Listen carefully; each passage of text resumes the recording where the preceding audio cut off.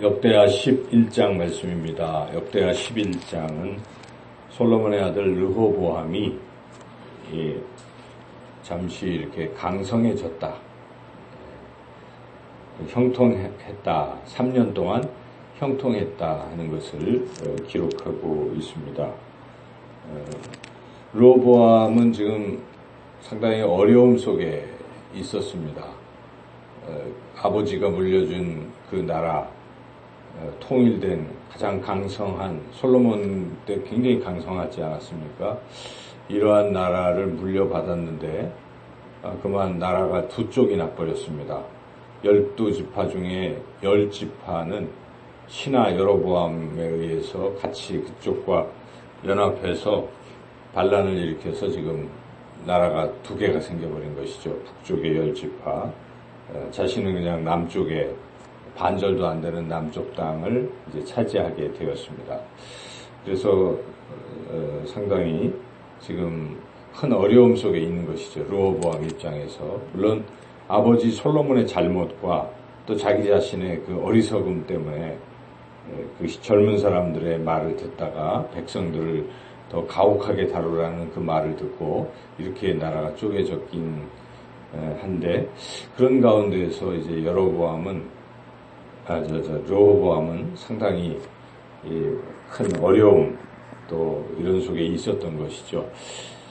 인생에서 우리도 이런 큰 어려움 속에 있을 수가 있죠. 이런 어려움 속에서 어떻게 해야 되는가 하는 것인데, 결론은 하나님의 말씀을 잘 듣고 그 말씀에 순종하라 하는 것입니다. 그렇게 되면 환난과 어려움 속에서도 성도들이 믿음을 지키고 하나님 말씀에 순종하면 회복되고 더욱 잘 될 수 있다 하는 것을 우리가 깨닫게 됩니다.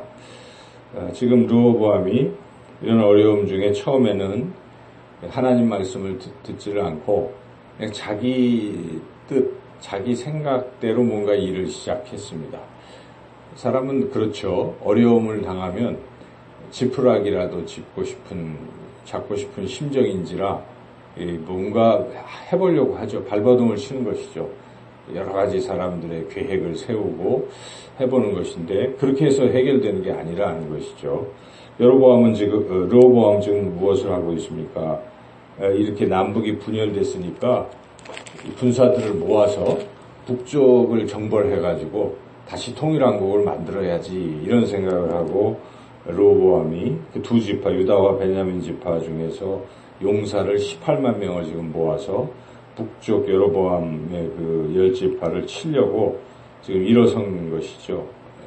이게 이제 인간적인 방법이죠. 그렇게 해서라도 뭔가 되돌리려고 하는 것인데, 하나님이 원하는 방법이 아니었습니다. 그래서 하나님께서 하나님의 사람 스마야, 선지자 스마야를 보내셨습니다. 르호보암에게 보내셔서 그렇게 하지 마라, 싸우지 마라. 지금 남북이 분열된 것은 다 내 계획이다. 너희 아버지 잘못 이런 것 때문에 그렇게 될 수밖에 없는 것이고 그렇게 징계를 하는 것이니까 그것을 돌리려고 하지 마라 하고 그 선지자를 보내서 이제 말씀을 전했을 때 참 다행히 이 르호보암이 그 말씀을 듣고 순종을 했다 하는 것입니다. 그래서 이제 르호보암이 강성해지게 됐다 하는 것을 말씀하고 있는데, 그 4절을 같이 한번 읽어보겠습니다. 여호와께서 이같이 말씀하시기를 너희는 올라가지 말라. 너희 형제와 싸우지 말고 각기 집으로 돌아가라. 이 일이 내게로 말미암아 난 것이라 하셨다 하라 하신지라. 그들이 여호와의 말씀을 듣고 돌아가고 여로보암을 치러 가던 길에서 되돌아 막더라. 바로 이 부분이죠. 비록 자기 이 어려움을 극복하려고 자기 생각을 막 가지고 어떤 일을 하려고 하던 순간 하나님께서 그러면 안 된다라고 말씀하셨을 때 자기의 그것을 꺾고 하나님 말씀을 듣고 순종하는 것. 이것이 우리 신앙의 핵심입니다.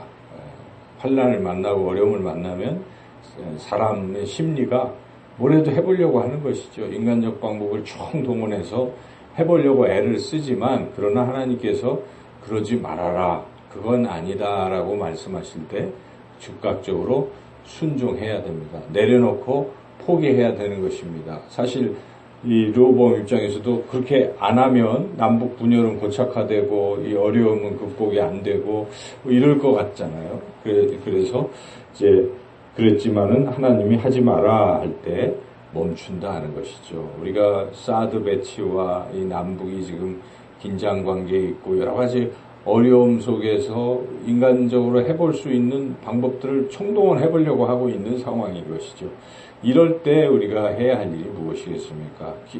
기도하며 하나님의 그 음성을 듣고 그 뜻대로 순종하는 것이 지금 가장 중요한 것이죠. 한 나라도 그렇고 한 가정도 그렇습니다. 여러 어려움이 있을 수가 있어요. 가정별로. 그럴 때 해야 할 일이 무엇이겠습니까? 우리가 하나님의 음성을 듣는 것입니다. 그 음성을 듣고 순종할 때 문제가 해결된다 하는 것입니다.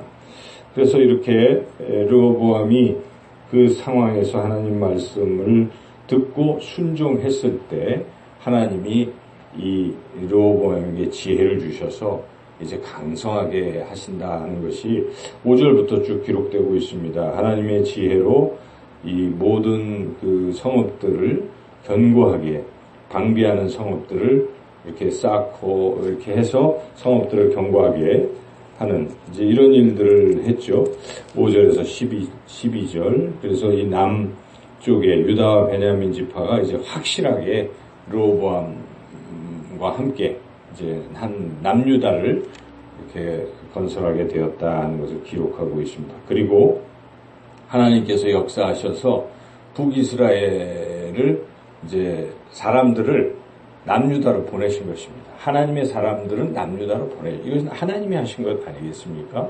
지금 르호보암이 뭐 무력으로 해서 북쪽을 어떻게 한 것이 아니잖아요. 오직 하나님의 말씀에 순종하고 인내하고 기다렸더니 하나님께서 북쪽의 레위 지파 이 사람들 다 내려보내시고 또 하나님을 경외하는 사람들을 다 내려보내셔서 그들이 함께 이 남유다를 아주 강성하게 만들었다 하는 것을 지금 기록하고 있지 않습니까? 그래서 그 부분이 이제 16절, 17절 같이 한번 읽어보겠습니다. 이스라엘 모든 지파 중에 마음을 굳게 하여 이스라엘의 하나님 여호와를 찾는 자들이 레위 사람들을 따라 예루살렘에 이르러 그들의 조상들의 하나님 여호와께 제사하고자 한지라. 그러므로 3년 동안 유다 나라를 도와 솔로몬의 아들 르호보암을 강성하게 하였으니 이는 무리가 3년 동안을 다윗과 솔로몬의 길로 행하였음이더라. 여기 무리는 르호보암을 포함한 이런 사람들이죠. 이렇게 하나님 말씀에 순종해서 나아가니까 이렇게 하나님께서 북쪽에 하나님의 사람들을 쭉 내려보내시고 그들로 하여금 함께 기도하고 또 힘을 합쳐서 이 남유다를 아주 강성하게 하셨다 하는 것이 오늘 말씀의 내용입니다. 그래서 우리가 아무리 어려움 속에 환난을 당할지라도 힘들고 답답하다고 할지라도 인간적인 방법으로 자꾸 해결하려고 해서는 안 된다 하는 것입니다. 그래서는 안 되는 것이죠. 그럴 때 오히려 우리는 더 하나님 앞에 무릎 꿇고 기도하며 하나님의 음성을 들어야 합니다. 하나님께서 길을 열어주실 것입니다. 그것을 듣고 그 길로 순종하면 우리 인간의 힘으로 할 수 없었던 이러한 부분들을 하나님께서 해결해 주시고 더욱더 형통케 그렇게 해 주실 줄로 믿습니다. 그래서 그런 상황에 더욱 하나님 말씀에 순종하면 형통하다 하는 것이죠. 그래서 그 18절에서 23절은 그렇게 형통해서 여러 자녀들을 많이 낳고 그런 가운데 후계자를 르호보암이 아비야를 세웠는데 하나님이 지혜를 주셔서 그 많은 자녀들을 분산을 시킨 것이죠. 이스라엘 전 지역으로. 그래서 자기 할아버지, 아버지 때, 할아버지 때 막 자꾸 반란이 일어나고 하는 것을 형제의 난 같은 것을 이제 없앤 것이죠. 그래서 그런 지혜도 하나님이 주셨다. 23절 같이 읽어보겠습니다. 르호보암이 지혜롭게 행하여 그의 모든 아들을 유다와 베냐민의 온 땅 모든 견고한 성읍에 흩어 살게 하고 양식을 후히 주고 아내를 많이 구하여 주었더라. 흩어 살게 한 의도가 무엇이겠습니까? 서로 반란을 일으키지 않고 다들 예루살렘에 모여 있다 보면 또 여러 가지 일들이 있으니까 그러한 지혜도 하나님께서 주셔서 이제 평안했다 하는 것입니다. 여기까지가 그런데 이제 내일 말씀에는 좀 또 달라지는데 여하튼 오늘 말씀의 핵심은 어려움 중에도 하나님 말씀에 귀를 기울이고 그 말씀대로 순종하면 하나님께서 형통케 하신다 하는 이 귀한 진리의 말씀을 우리 가슴에 새기고 오늘도 우리 삶에 적용하며 살아나가시를 주님의 이름으로 축원합니다.